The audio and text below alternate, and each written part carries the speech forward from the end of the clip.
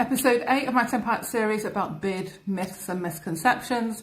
This one is about this idea that relationship selling is all it matters, and particularly in terms of government bids. So GovCon contracting, whether in the UK, US, wherever in the world, it's kind of the same kind of structure.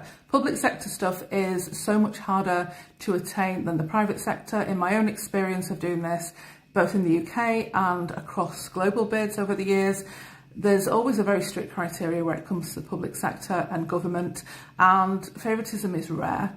Knowing somebody makes no difference usually. Obviously having some clue of the business and the organisation helps, but it usually just comes down to numbers and what you've written down on that piece of paper.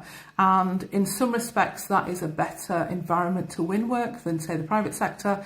But there's a lot more that kind of goes into both, I would say. So it is all about clarity. It's all about writing clearly with precision, getting your point across really easily, and actually nailing all of their criteria. And the criteria is strict, so it's very much like a job opportunity. You know, if they've got in their evaluation criteria they want 1, 2 and 3, and you'd only give 1 and 2, then it's game over, because you can't even follow instructions. You can't even read the basic requirements that they want from you.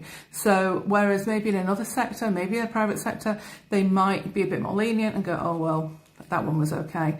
Whereas they're going to score you very, very specifically, I think, when we're actually putting a lot of this information together. So think about the difference between private and public.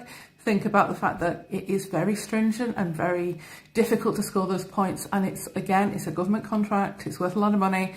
Again, they want quality. They want to know that you are going to fulfill it accurately and with ease. So make it easy for yourself and do an amazing job of the proposal.